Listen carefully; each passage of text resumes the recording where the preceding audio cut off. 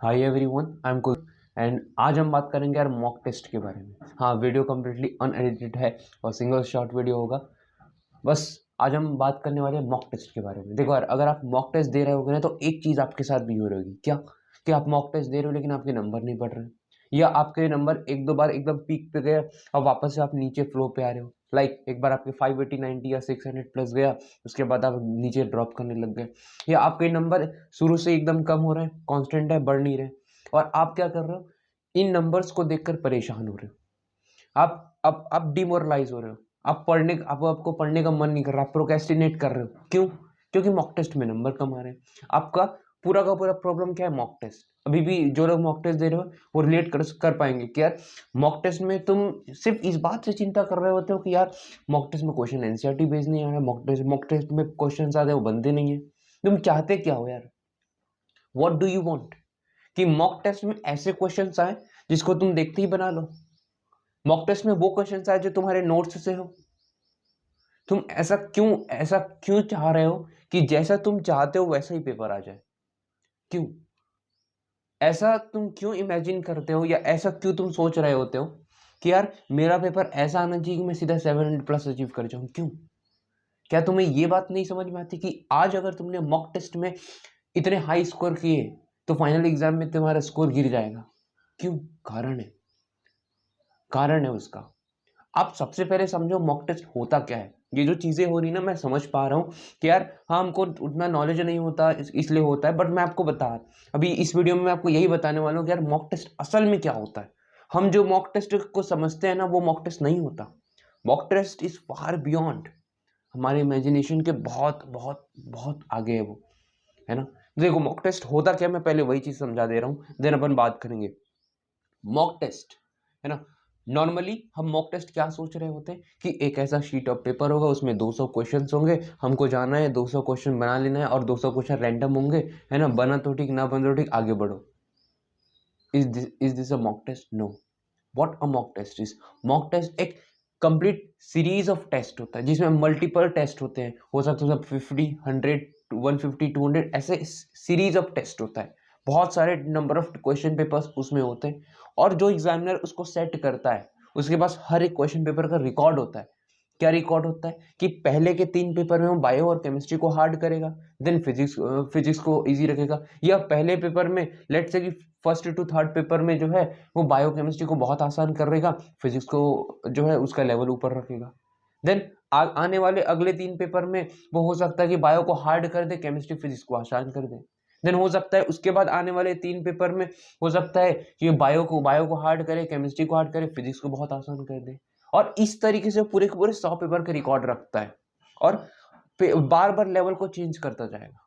और यहाँ पर एक चीज और समझो, जो एक्चुअल मॉक टेस्ट होता है उस एक्चुअल मॉक टेस्ट में एनसीईआरटी बेस्ड एकदम से नहीं होता। एनसीईआरटी बेस्ड के बाहर भी चीजें होती है। क्यों होती है? आप बहुत ध्यान से समझो। जो एक्चुअल मॉक टेस्ट होता है ना, उसमें एनसीईआरटी बेस्ड क्वेश्चंस होंगे।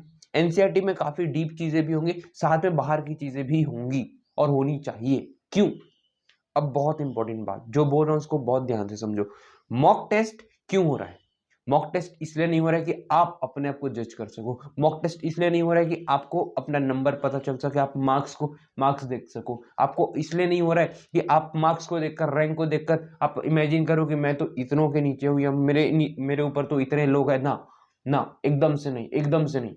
मॉक टेस्ट क्यों हो रहा है? स्वास्थ्य संबंधित सूचना। मॉक टेस्ट होता है इसलिए ताकि आप अपने मेंटल स्टेटस को सुधार सको। मॉक टेस्ट का सबसे बड़ा कारण, देखो कारण बहुत सारे हैं, मैं भी बताने वाला हूं, पर सबसे बड़ा कारण होता है आपका मेंटल स्टेटस। मॉक टेस्ट होता सिर्फ इसलिए है ताकि आप अपने मेंटल स्टेटस को स्ट्रांग कर सको। जब आप एक्चुअल नीट का एग्जाम दे रहे होगे, उस समय पे अगर किसी भी तरीके से आप प्रेशर आपके माइंड में आता है, तो आप उस प्रेशर को, उस टेंशन को, उस एंजाइटी को आप बियर कर सको, उसको संभाल कर जो है आप पेपर में आगे बढ़ सको। This is the real work of mock test, और मॉक टेस्ट ऐसा ही होता है। ठीक है, वो मॉक टेस्ट नहीं होता कि आपने 10 10 15 जो है वो फुल मॉक टेस्ट लगा लिए, जहां पर एग्जामिनर ने जो है, यानी जो पेपर सेट करता है, वो कोई भी रैंडमली 200 क्वेश्चन दे दिया, उसको पता ही नहीं पेपर का लेवल कैसे रखना है, क्या रखना है। बस उसको इतना समझ में आता है, अरे क्वेश्चन पेपर ही तो है, क्वेश्चन ही तो डालने हैं, बस रैंडमली कोई भी क्वेश्चन डाल दिया और तुमने रैंडमली कोई भी सॉल्व कर लिया। तो भाई किसी का भी रैंडमली कोई भी मॉक टेस्ट नहीं सॉल्व करना होता। मॉक टेस्ट जो है कंप्लीटली साइंटिफिक मेथड पे एक साइकोलॉजिकल स्टडी करके मॉक टेस्ट को बनाया जाता है, राइट। और बस यही कारण है यार, मॉक टेस्ट का सबसे बड़ा कारण होता है आपके मेंटल स्टेटस को स्ट्रॉन्ग करना, ताकि किसी भी तरीके का प्रेशर आए संभाल सके। नीट 2022 के अंदर में मैं आपको बता रहा हूँ, मेरा फ्रेंड है ना, मेरा बहुत बहुत क्लोज फ्रेंड जो मेरे साथ साल भर रहा, साल भर हमने मिलकर तैयारी की। हम लोगों का नॉलेज ऑलमोस्ट सेम रहा, है ना। अगर नॉलेज बेस पे देखोगे हम लोगों का नॉलेज एकदम सेम था। लेकिन प्रॉब्लम क्या थी, जिस दिन मेन एग्जाम हुआ, नीट का जब एग्जाम था, मेरे नंबर 640 तक चले गए, उसके नंबर काफ़ी ड्रॉप किया, ठीक है, काफ़ी ड्रॉप किया, मैं नंबर नहीं बताना चाहता, काफ़ी ड्रॉप किया, ठीक है ना। जब हमने डिस्कस किया ना, जब उसका एग्ज़ाम हुआ, मेरा एग्ज़ाम हुआ, जब हम पहुँचे और कॉल में बात किया, तो क्या बोला उसने, यार फाइनल एग्ज़ाम में ना क्रैश कर गया। क्या बोला उसने, फाइनल एग्ज़ाम में उसका जो ब्रेन है क्रैश कर गया। क्यों, ड्यू टू सर्टेन थिंग्स, वो मेंटल स्टेटस को नहीं बियर कर पाया और फाइनली आती हुई चीज़ें को भी गलत कर दिया, और पेपर उसका इतना गंदा गया जिसकी कोई हद नहीं है। वो बहुत अच्छा परफॉर्म कर सकता था, हम सबको उम्मीद थी कि वो बहुत अच्छा परफॉर्म करेगा, बट नहीं कर पाया। रीजन बिंग मेंटल स्टेटस, वो पेपर में बैठकर इसको संभाल नहीं पाया, और एट देन क्या हुआ, समझ पा रहे हो ना। और वहीं पर हम दोनों साथ में पढ़े थे, मैंने मेंटल स्टेटस को बहुत बैलेंस किया। मैं आपको बताऊं, मैं बायो को लगभग 35 मिनट में सॉल्व करता था नॉर्मली, जब मॉक टेस्ट होता था। जब मेन एग्जाम हुआ तब मैंने 1 घंटे 10 मिनट में सॉल्व किया। चाहता तो मैं भी बहुत स्ट्रेस ले सकता था कि यार ये क्या हो गया, 35 मिनट का सॉल्व करने वाला बंदा 65-70 मिनट ले लिया, ये कैसे हो सकता है। बट नहीं, मेरे अंदर प्रेशर ही नहीं आया। क्यों, बिकॉज मैंने उस लेवल के मॉक टेस्ट दे रखे थे कि मेरे को ऑलरेडी बहुत प्रेशर दे चुका था। यार मॉक टेस्ट, अगर आपको लगता है ना कि मॉक टेस्ट ऐसा होना चाहिए कि आप फटाफट नंबर ले, आपको एकदम मोटिवेशन मिल जाए और आप आगे बढ़ जाओ, नहीं। मॉक टेस्ट ऐसा होना चाहिए जो आपको हर रोज गिराए। मॉक टेस्ट ऐसा होना चाहिए जो आपको हर रोज फील कराए कि मुझे और पढ़ना है, मुझे और पढ़ना है। मॉक टेस्ट देखा आपको ये फील नहीं आनी चाहिए, अरे मुझे तो सब आता है, अरे मैंने तो इतना स्कोर कर लिया, मैं एकदम अच्छा परफॉर्म करूंगा। नो, मॉक टेस्ट देने के बाद आपको ये फील होना चाहिए कि मुझे अभी और पढ़ना है, और पढ़ना है, और पढ़ना है। आपको स्ट्रेस आना चाहिए मॉक टेस्ट के बाद, ना कि आप मॉक टेस्ट के बाद एकदम चिल मारते रहो। नो, समझ रहे हो बात को। और दूसरी चीज मैं यहीं पे बोलना चाहूंगा कि यार एक तो ये पर्सपेक्टिव था, लेकिन ये जो पर्सपेक्टिव था ये एक इंस्टीट्यूट के लिए करता है। जो चीज है वो एक इंस्टीट्यूट सेट कर सकता है ना, इसमें आपका कोई रोल नहीं होता।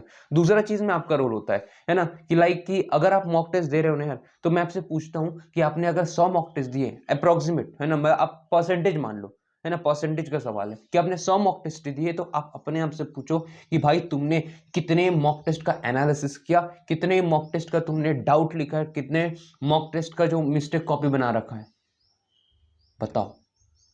ये तो कमेंट करो, या तो खुद से पूछो, खुद से बात करो कि भाई मैंने अगर अगर 100 मॉक टेस्ट दिया होता तो मैंने कितने मॉक टेस्ट का एनालिसिस किया है। अगर नहीं किया तो वीडियो बंद कर दो, और किया तो ध्यान से सुनो, क्योंकि जिसने अभी नहीं किया ना वो कभी नहीं करेगा, जिसने अभी तक नहीं किया वो कभी नहीं करेगा, तो वो जा सकते हैं ना, लेकिन जिसने किया वो ध्यान से सुनो।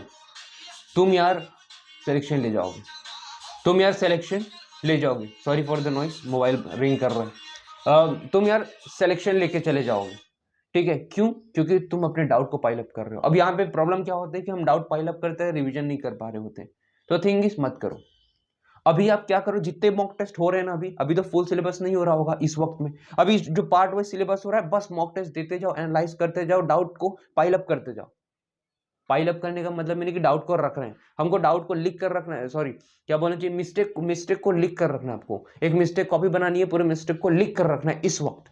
और बाद में फिर जब आपका सिलेबस कंप्लीट हो चुका होगा, जब आपके पास काफी टाइम मिलेगा, ग्रैंड टेस्ट यानी फुल मॉक टेस्ट हो रहा होगा, उस वक्त फिर वो मिस्टेक कॉपी तुमको काम आएगा, राइट।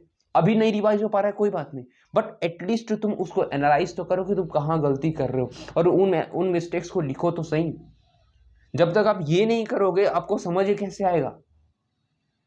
बात क्लियर हो रही है। तो यार इस वीडियो में मैंने सिर्फ आपको ये 2 बातें बतानी थी कि यार आप मॉक टेस्ट का मतलब ये मत समझो कि आपने मॉक टेस्ट दिया, आपके इतने अच्छे नंबर आ रहे हैं, आप खुश हो गए, चिल मार रहे हो और आपने एकदम से पढ़ना छोड़ दिया। भाई मॉक टेस्ट ऐसा होना चाहिए कि हर मॉक टेस्ट के बाद आपको स्ट्रेस आए। मॉक टेस्ट ऐसा होना चाहिए कि हर मॉक टेस्ट के बाद आपको ऐसा लगे कि यार मुझे अभी और पढ़ना है। और एनसीईआरटी से बाहर भी कोई सिलेबस आ रहा हो ना तो डरो मत, फेस करो। क्यों? एग्जाम में जब तुम बैठोगे तब तुम ये नहीं बोल रहे हो कि भाई ये तो आउट ऑफ सिलेबस है। जब तुम्हारा मेन एग्जाम हो रहा होगा तो तुम ये नहीं बोल सकते एग्जाम में कि ये तो आउट ऑफ सिलेबस है, मैं पेपर ही नहीं बनाऊंगा। बोल सकता है क्या? नहीं ना।